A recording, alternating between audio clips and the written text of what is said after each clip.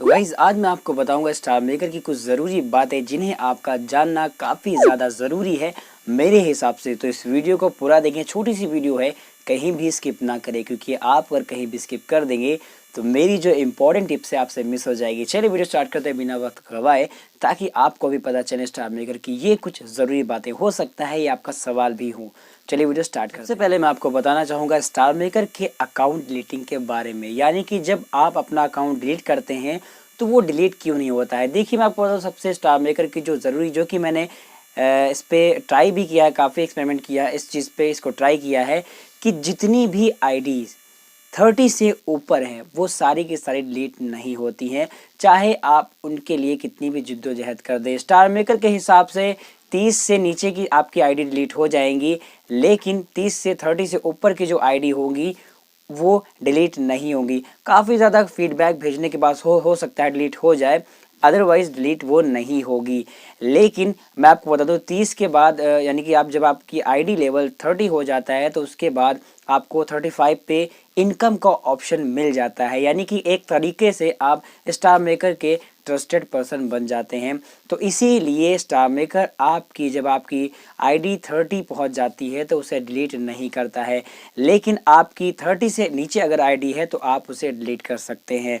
दूसरी जो बात आती है वो फॉलो फॉर फॉलो के लिए आती है। अगर आप फॉलो फॉर फॉलो करते हैं, यानी कि आप फॉलोअर को बढ़ा के फिर फॉलोअर को अनफॉलो कर दें, इससे ये होता है कि जब आप फॉलो फॉर फॉलो करते हैं तो आपके जो फॉलोअर होते हैं वो इंक्रीज़ होते हैं। लेकिन अब ऐसा कुछ भी नहीं होगा, आप खुद कितना भी करें। और अगर आप ऐसा करते हैं तो स्टार मेकर आपकी इस आईडी को नोट करके अपने सर्वर में डाल के आपको आपकी जो सपोर्ट है, हेल्प एंड सपोर्ट और फीडबैक का जो भी सर्विस है वो सारी की सारी बंद कर देगा।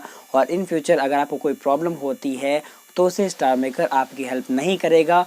और आपके अकाउंट पे आपकी प्रोफाइल की रैंकिंग, आपकी डेली रैंकिंग और जितनी भी सर्विसेज स्टार मेकर प्रोवाइड करता है अपने यूज़र्स को, वो सारी की सारी सर्विस आपसे छीन लेगा।